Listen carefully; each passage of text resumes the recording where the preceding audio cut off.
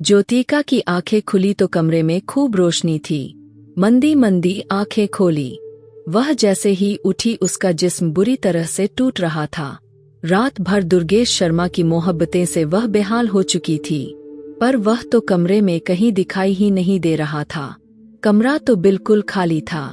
वह खुद को संभालती बिस्तर से उठी थी तो उसकी निगाहें टेबल की तरफ उठी थी, जहां एक चेक बुक रखा था।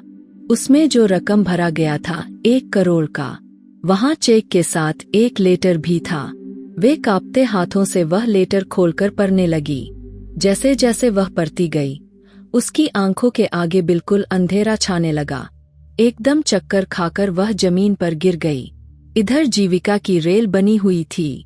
आज तो देर हो गई और विवेक शर्मा तो मेरी जान ही निकाल देगा। जीविका जल्दी से बस स्टॉप पर पहुंची। आज ही उसकी गाड़ी खराब हुई थी और आज ऑफिस में मीटिंग भी थी। हे भगवान, आज बस मुझे बचा लेना। वह बस में सवार हो गई और मोबाइल पर टाइम देखने लगी। उसके पास बस 10 मिनट थे और बस ने उसे 20 मिनट में पहुंचाना था। वह जैसे ही ऑफिस में दाखिल हुई, सबने उसे बड़ी इज्जत भरी निगाहों से देखा था। जाओ जाओ, विवेक शर्मा आ गया। वह धीरे से झुकते झुमरू से पूछ रही थी, कितनी बार कहा मेरा नाम लेकर बात किया करो। मेरा नाम ऋतिक है, पर तुम हो कि बदतमीजी से बोलती हो।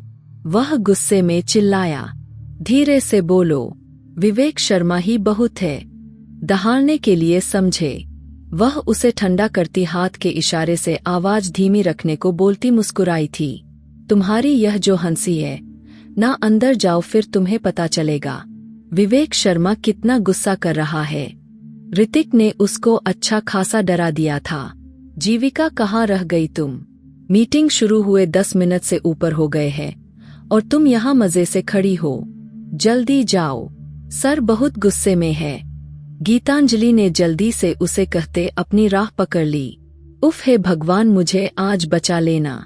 वह सारी प्रार्थनाएं करती मीटिंग रूम के दरवाजे पर आहट देती अंदर दाखिल हो गई। एक पल को वहां चुप्पी छाई हुई थी। वह धीरे धीरे कदम उठाती एक छोटी सी मुस्कान के साथ सबको देखती सबके बीच पहुंची।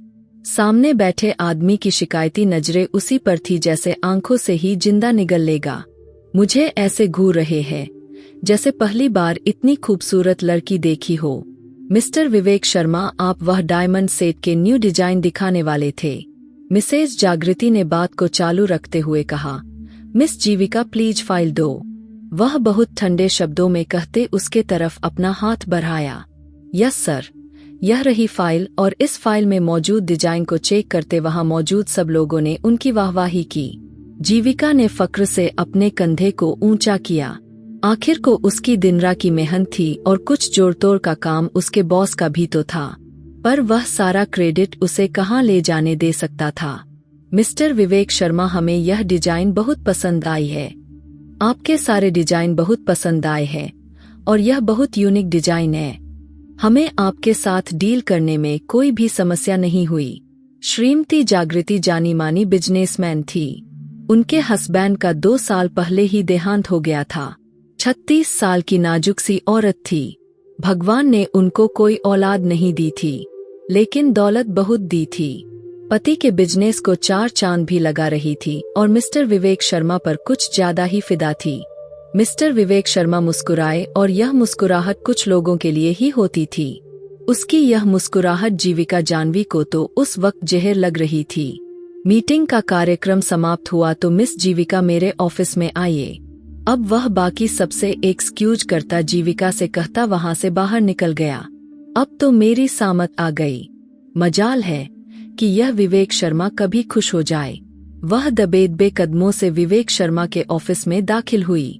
मिस जीविका, आपको कोई एहसास है कि आपकी वजह से आज की मीटिंग पूरे 10 मिनट लेट स्टार्ट हुई है?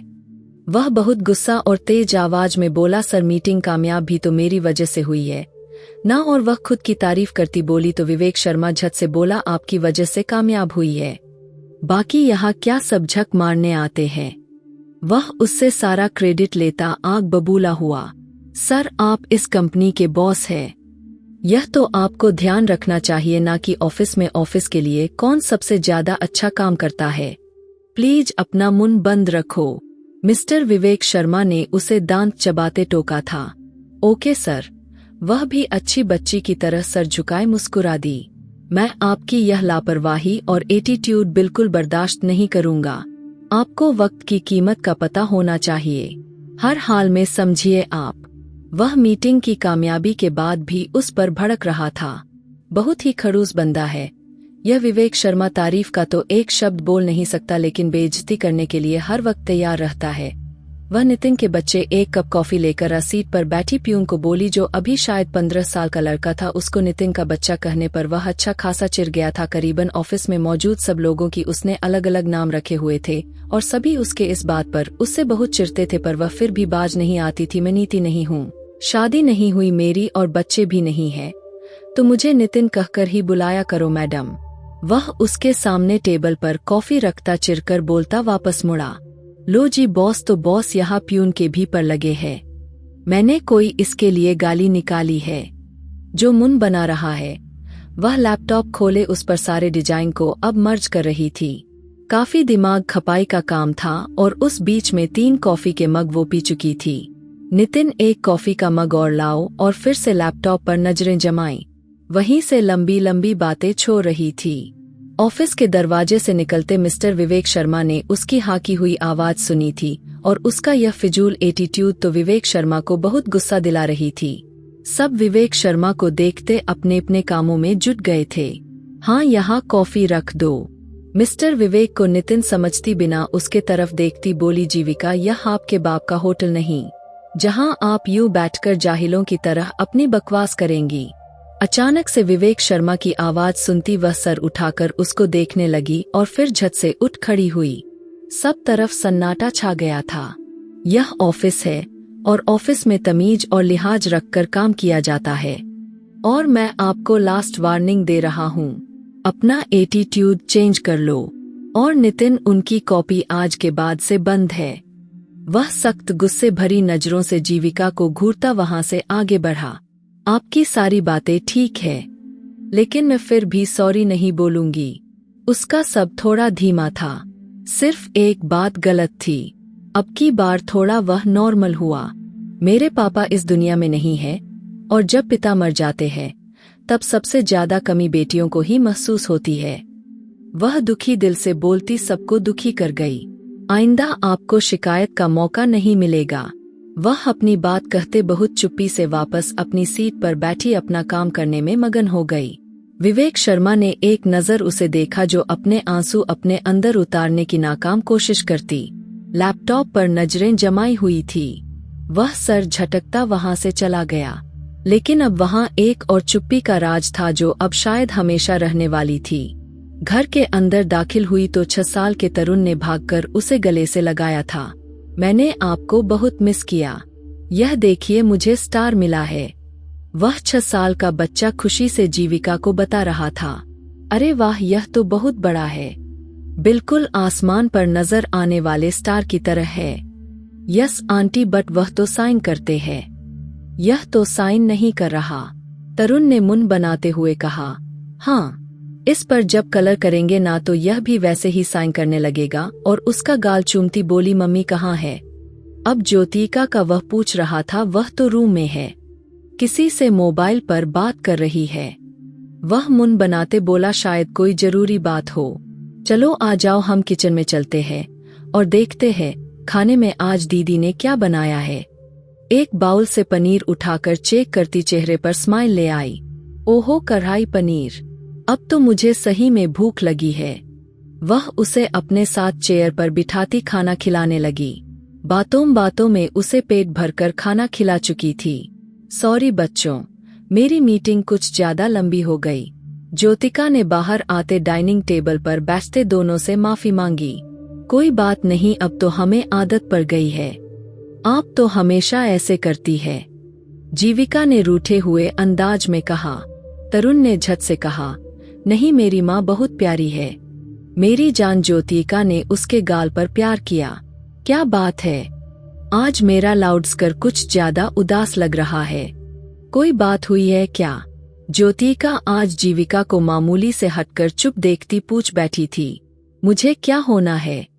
वह जो हमारे ऑफिस का बॉस खड़ूस आदमी विवेक शर्मा ज्योतिका ने उसकी बात सुनी और मुस्कुराई तो ज्योतिका ने गहरी सांस भरी।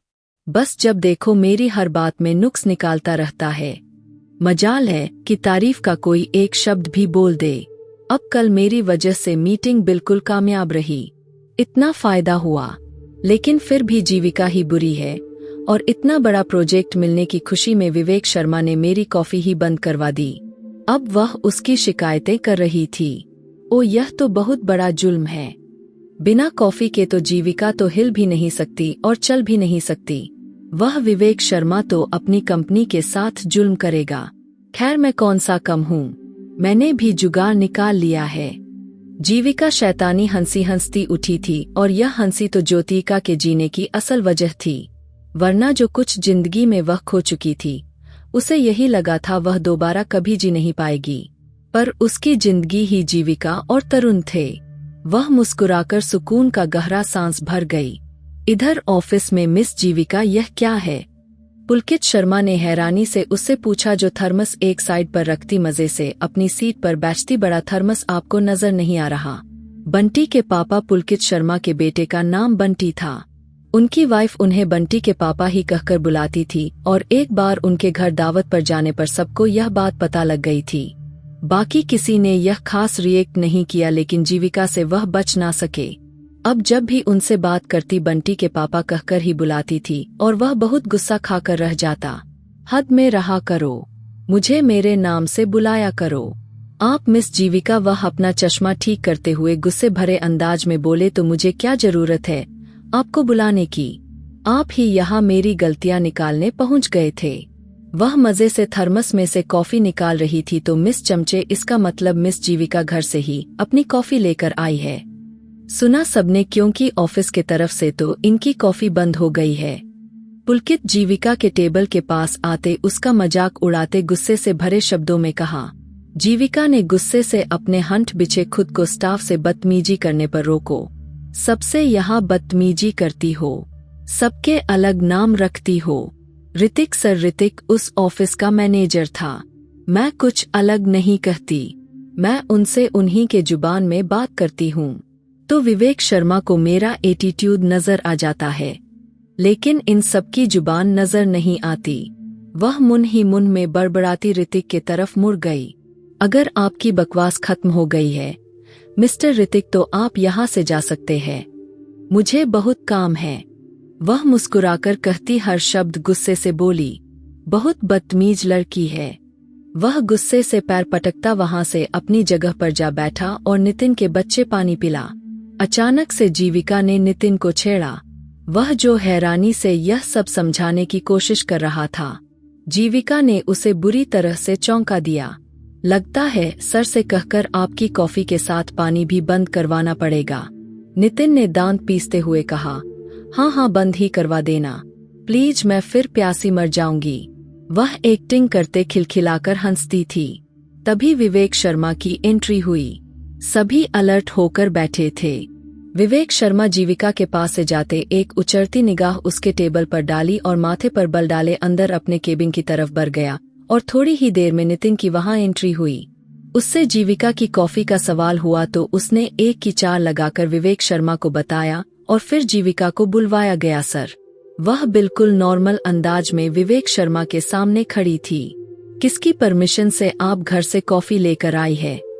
सर, कॉफी नहीं, यह कॉफी का थर्मस है। मतलब वह जो जग की तरह होता है ना, बाहर से ठंडा अंदर से गर्म, उसमें मैंने आपसे जो पूछा पहले उसका जवाब दो। वह अपना हंठ भींच गया। सर, अब आपने ही मना किया है, ऑफिस से कॉफी नहीं मिलेगी तो। वह मुंह बनाते बोली, मिस जीविका, ऑफिस में बैठकर कॉफी पीना अलाउड नहीं, यह मैंने कल सबको साफ साफ कह चुका हूँ। वह अपनी बात पर जोर देता उस छोटी सी लड़की को देख रहा था जो जरूरत से ज्यादा ही जुबान चलाती थी। सर, फिर तो मुश्किल हो जाएगी। बिना कॉफी के तो मेरा दिमाग भी नहीं चलता और कॉफी नहीं पाऊंगी तो काम कैसे करूंगी? फिर तो मैं हर काम में जीरो हो जाऊंगी। आप वैसे भी मुझे हर काम में जीरो ही समझते हैं। अचानक से उसकी बात पर विवेक शर्मा की आवाज गूंजी तो उसने अपनी घनी पलकें उठाती उस आदमी को देखा जिसने आज तक कभी उसके अच्छे बातों के लिए उसे क्रेडिट नहीं दिया। क्योंकि जीविका उस ऑफिस के लिए मेन इंजीनियर डिजाइनर थी और उसके डिजाइन हमेशा ही सिलेक्ट होते थे, लेकिन कभी उसे इस बात की क्रेडिट नहीं दी गई थी। लेकिन बेइज्जत करना नहीं भूलता था, पर चाहे अकेले में हो या सबके सामने एकदम उसकी आंखें नम हुई थी। मैं जाऊं सर? अब उसे वहां खड़ा रहना बड़ा मुश्किल लग रहा था। मुझे 1 मिनट में आपके टेबल साफ चाहिए। अगर कॉफी के बगैर जिंदा नहीं रह सकती तो या तो घर जाकर पियो या फिर ऑफिस से बाहर बैठकर पियो, समझी आप? वह उसे गुस्से भरी अंदाज से घूरते अपनी बात खत्म कर गया। वह बड़ी मुश्किल से कहती वहां से बाहर निकली। उसका यूं चुपचाप बाहर निकल जाना, वह भी विवेक शर्मा को हजम नहीं हुआ था। बाहर आई तो सबकी नजरें उस पर थी, पर वह बहुत कलाकार थी। उसने अपने उमड़ते आंसू छुपाए थे। कमीना स्टाफ डेश विवेक शर्मा मुझे ही मिलना था। सानू सर कितने अच्छे थे, मुझे बेटियों की तरह ट्रीट करते थे। वह अपनी सीट पर बैठते टेढ़े मेढ़े मुंह बनाती बोलती। 6 महीने पहले ही उनकी डेथ हो गई थी और उनकी डेथ के बाद ही विवेक शर्मा ने यह कंपनी जॉय की थी। मुंह मोड़कर नितिन को देखने लगी। ओ नितिन के बच्चे, जाओ यह थर्मस खाली करके ले आओ जल्दी। वह उसे आर्डर दे रही थी। इस बार तो नितिन भी अपना मुस्कुराता चेहरा बनाए उठा जैसे उसका फेवरेट काम करने को कहा गया हो। अब जीविका थी अपने काम को वह जल्दी से निपटाने की कोशिश कर रही थी। इतना रायता फैला रही थी। खुद पर सब्र करते हुए छुट्टी के टाइम जल्दी निकलकर खड़ी हुई। घर जाते सबसे पहले कॉफी पी ताकि कुछ दिमाग खुल सके। कुछ काम उठाकर वह घर पर ले आई थी। अब रात भर बैठकर वह काम करती रही। सुबह ऑफिस से फिर से लेट हो गई। विवेक शर्मा ने फिर से उसकी क्लास लगाई थी। उसकी जिंदगी बस कॉफी, काम और विवेक शर्मा की डांट उसके आसपास ही घूमती रहती थी कि एक दिन उसकी जिंदगी में एक बवाल आया जो उसके ऑफिस में एक नए मेंबर की बढ़ोतरी हुई। मिस्टर उज्जैन, वह अपने पापा की पोजीशन पर आया था। उसके पापा को हार्ट अटैक की प्रॉब्लम थी। अब वह और ज्यादा कंटिन्यू काम नहीं कर सकते थे और घर का खर्चा भी उन्होंने ही संभालना था। तो उन्हीं के रिक्वेस्ट पर उनके बेटे उज्जैन को जॉब दी गई थी जो जीविका को एक आंख नहीं भाता था। उसके देखने का अंदाज भी आवारा लड़कों जैसा था। बात करने का भी पहले स्टाफ क्या कम खराब था जो अब यह और नमूना आ गया। बस इसी की कमी थी। जीविका कैसी हो? अभी वह आकर बैठी ही थी कि वह उसकी सीट के पास खड़ा हुआ। वैसे ही जैसे कल थी, जैसे परसों थी। मैं बदलती नहीं मिस्टर उज्जैन, वह उसे गुस्से से मुस्कान के साथ कहती अपना लैपटॉप ऑन कर गई। अपनी हद में रहो, ज्यादा ही जुबान चलती है तुम्हारी। वह गुस्से से उसका लैपटॉप जोर से बंद कर गया। जीविका ने मुंह खोला, हैरानी से उसे देखा। वह कैसे उसका इतना महंगा लैपटॉप यूं बंद कर सकता था? भले कंपनी ने उसे दिया था, पर था तो उसका इस तरह की बदतमीजी पर हैरान रह गई थी। उसको गुस्से से देखती बोली, हेलो जैन, निकलो यहाँ से, दफा हो जाओ जल्दी से, और तुम्हारी शक्ल यहाँ दिखनी नहीं चाहिए, वरना दूंगी एक रख कर। होश ठिकाने आ जाएंगे तुम्हारे। वह अपनी जगह से खड़ी होती लड़ने मरने को तैयार हो गई। बहुत ही घटिया और बदतमीज लड़की हो तुम, मेरे मुंह मत लगो। उज्जैन उसकी कलाई मोड़ गया तो जीविका का हाथ उस पर उठा। अगले पल उसके चेहरे पर थप्पड़ पड़ा था। सबके चेहरे पर सन्नाटा छा गया और कुछ ही देर में उन दोनों को विवेक शर्मा के ऑफिस में बुलाया गया। दोनों ही उसके सामने खड़े थे। उज्जैन बुरी तरह से गुस्सा कर रहा था। उसे एक लड़की ने पूरे ऑफिस के सामने थप्पड़ मारा था। उसकी इज्जत का सवाल था। वह किसी हाल में उस लड़की से बदला चाहता था। मिस जीविका, आपने उज्जैन को थप्पड़ क्यों मारा? आपका दिमाग खराब हो गया है। पहले तो बातों की हद तक आपने सबको तंग कर रखा है। यह आपकी शिकायत पहले ऑफिस में आ चुकी है, लेकिन अब आपने हाथापाई शुरू कर दी है। सर, गलती इसी की है। वह सर झुकाए तेज शब्दों में बोली, गलती क्या है? क्या इस सब के बावजूद आपको लगता है आपको उन पर हाथ उठाना चाहिए था? जी सर। वह दांत पीसते बोली, सर देख लीजिए इस लड़की को, इसे जरा भी शर्मिंदगी नहीं। पूरे स्टाफ के सामने उन्होंने मुझ पर हाथ उठाया है। अपनी सफाई में बोली, मिस्टर उज्जैन, मुझे बात करने दो। आप चुप रहो। मिस जीविका, मुझे आपके इस एटीट्यूड से बहुत प्रॉब्लम हो रही है। आपको पूरे स्टाफ से ही समस्या है। माफी मांगो मिस्टर उज्जैन से। वह थोड़े गुस्से में बोला लेकिन धीरे बोला था। सर, उन्होंने जो किया उन्हें एक नहीं 100 थप्पड़ मारने चाहिए थे। कृपा है भगवान की, मैंने एक ही मारा है। मिस जीविका, वह गुस्से से अपनी जगह से उठ खड़ा हुआ। उसकी आवाज में बहुत तिलमिलाहट थी। वह फिर कमरे में हाथ बांधे सर झुकाए खड़ी हो गई। माफी मांगो जल्दी, वह बॉस के एटीट्यूड में बोला। जीविका ने एक नजर उज्जैन को देखा जो गुस्से से उसे ही घूर रहा था। उसे देख रहा था। नहीं मांगूंगी सर। वह भी आज जिद में आ गई थी। विवेक शर्मा ने अपने होंठ पीछे उसे देखा और उसके तरफ बढ़ा। वह जानता था उस लड़की को जॉब की बहुत जरूरत थी क्योंकि वह प्राइवेट पढ़ाई कर रही थी। ऐसे में यह जॉब उसका एकमात्र सहारा था। माफी मांगिए मिस जीविका, वरना आपको इस जॉब से हाथ धोना पड़ेगा। वह उसके पास आता बिना पलक झपकाए गुस्से भरी अंदाज में बोला। जीविका ने अजीब नजरों से उसे देखा था। उसे जॉब से निकालने की बात कर रहा था। वह पिछले 1 साल से उस कंपनी में जुड़ी हुई थी और उस कंपनी को अपने एक्सपीरियंस से काफी फायदा पहुंचाया था। दिल लगाकर मेहनत से काम कर रही थी, कभी आनाआनी नहीं की। बाकी स्टाफ की तरह वह अपने काम को फर्ज समझकर करती थी, जॉब समझकर नहीं। यहाँ तक कि रोज बेइज्जती भी करवा रही थी, लेकिन फिर भी अपने काम के साथ बड़ी ईमानदार थी। और आज उसे एक नए एम्प्लॉय की वजह से उसे निकालने की धमकी दी जा रही थी। सर, यह बहुत ज्यादती है। वह बड़ी मुश्किल से बोल पाई थी, माफी या जॉब से रिजाइन। वह उसकी दुखती रग पर हाथ रख गया था। जीविका का दिल दुख से भर रहा था। यह दुनिया ईमानदार लोगों के लिए नहीं बनी थी। सर, आपको पता है इस लड़के ने क्या किया है? मिस जीविका, नो एक्सक्यूज, बस अभी माफी मांगो, उसकी बात काटते बोला। जीविका ने अपना निचला होठ दांतों तले दबाया। उसकी नाजुक गुलाबी होठ पर लाली छलकने लगी। बहुत मुश्किल से आंसू पिए और उसने उज्जैन की तरफ देखा जो बहुत फक्र से उसे ही देख रहा था। आई एम सॉरी, वह सांस रोक कर बोली, लेकिन एक भी आंसू बहने नहीं दिया था, पर मुट्ठियां जितनी जोर से बंद की थी। विवेक शर्मा ने बखूबी देखी थी। थप्पड़ उसके सामने मारा, पर सॉरी यहाँ अकेले में। खैर सर की वजह से मैं चुप हो गया। उनकी बहुत इज्जत करता हूँ। कोई बात नहीं। Ujjain, you go now.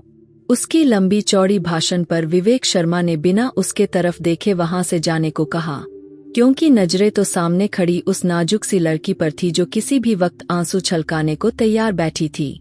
वह चुप से बाहर चला गया तो जीविका ने भी कदम दरवाजे की तरफ बढ़ाए तो विवेक शर्मा ने उसे रोका। वह आंसू हलक में ही उतार गई। लास्ट वार्निंग है, आज के बाद अगर आपकी कोई भी शिकायत आई तो बिना वार्निंग के इस ऑफिस से बाहर निकाल दूंगा। उसकी बात सुनती बिना कुछ कहे हाम सिर हिलाती बाहर निकल गई, जहां उज्जैन फक्र से सबको बता रहा था। जीविका ने उससे माफी मांगी है।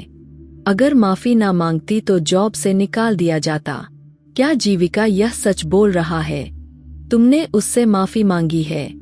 स्टाफ ने उसके पास आते दुखी से कहा। जीविका चुप रही और अपना लैपटॉप ऑन किया, लेकिन वह चल नहीं रहा था।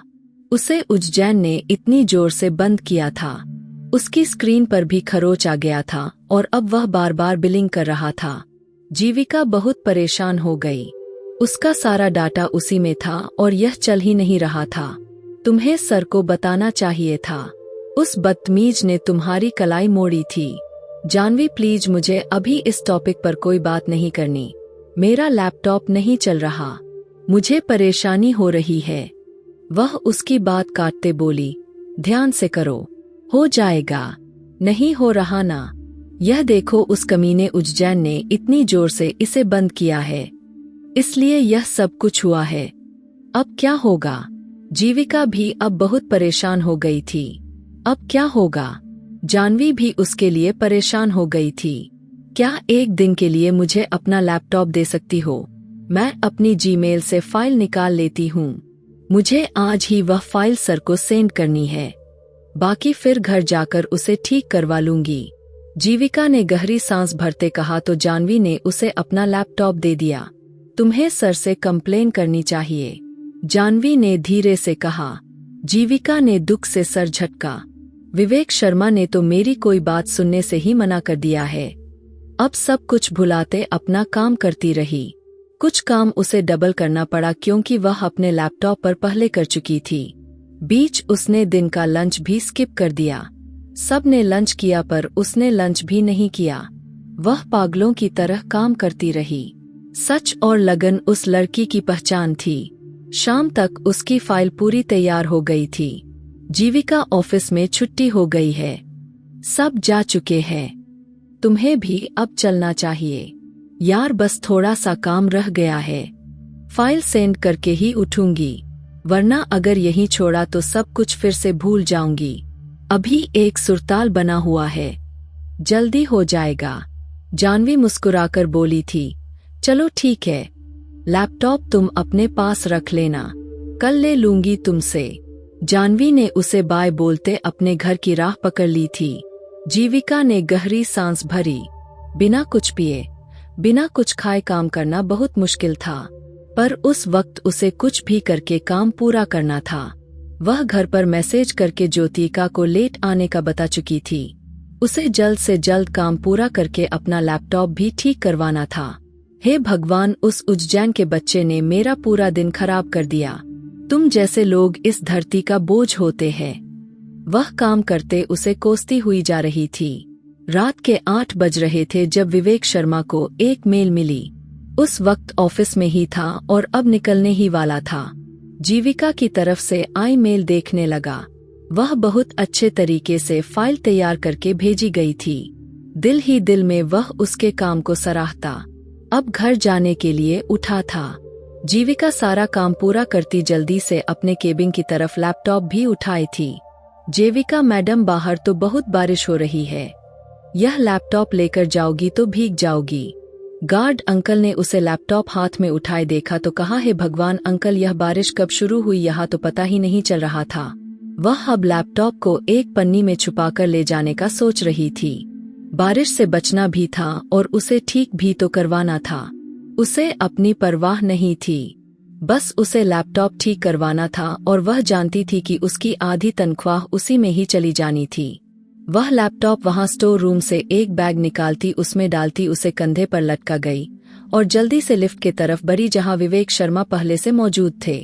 उसे ऑफिस में अब तक देख वह अपनी कलाई पर पहनी घड़ी पर वक्त देखने लगा, जहां 9 बजने वाले थे। जीविका ने उसे एक नजर देखे फिर नजरअंदाज कर दिया। वह दिल ही दिल में उससे भी गुस्सा थी। मिस जीविका, यह कौन सा वक्त है घर जाने का? वह थोड़ा गुस्से में बोला। काम ज्यादा था, वह धीमे शब्दों में जवाब देती सर झुकाए खड़ी रही। मेरे ख्याल में यह कंपनी आपके कंधों पर नहीं चलती। सबको बराबर काम दिया जाता है, किसी को ज्यादा कम नहीं दिया जाता। वह उसकी बात पर अपना हंट भेजता बोला, सर मेरी वजह से काम ज्यादा हो गया था, मैंने कंपनी को ब्लेम नहीं किया। वह लिफ्ट के नंबर देखती धीमे शब्दों में बोली, जब काम से ज्यादा ध्यान उठपटांग बातों की तरफ होगा तो ऐसे ही लेट रहोगी। विवेक शर्मा फिर से उसे ताना मार गया। लिफ्ट खुल चुकी थी। सर, मैंने आपको किसी तरह की शिकायत नहीं की, आप मुझे इतना लंबा चौड़ा लेक्चर दे रहे हैं। मैं अपनी मर्जी से काम कर रही थी। सर नमस्ते।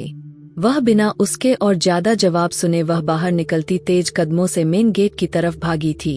उसके इतने तीखे जवाब पर विवेक शर्मा उसे घूर कर रह गया। वह गाड़ी रोड पर निकाल कर लाया तो वह पागल बारिश में खड़ी एक तरफ देखती जा रही थी, जबकि बैग को उसने अपने दुपट्टे के नीचे छुपा रखा था और कोई होता तो बैग सर पर रखकर उससे बचने की कोशिश करता। अजीब लड़की है। वह उसके करीब गाड़ी रोक गया। मिस जीविका, गाड़ी में बैठ जाइए। वह उसको भीगता देखकर उसके कपड़ों से उसके जिस्म को झांकता देखा तो वह नजरें चुराता गाड़ी का शीशा नीचे करता बोला, नहीं सर आप जाइए, मैं खुद मैनेज कर लूंगी।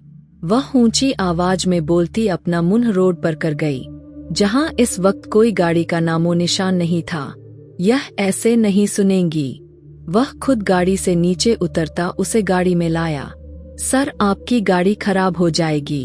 अब वह अपने आप को देखती जल्दी से बोली, मिस जीविका, अभी भीग गया हूँ आपकी वजह से, इसलिए अब आप चुप रहें। वह गाड़ी स्टार्ट कर गया। कुछ पल चुपी रही।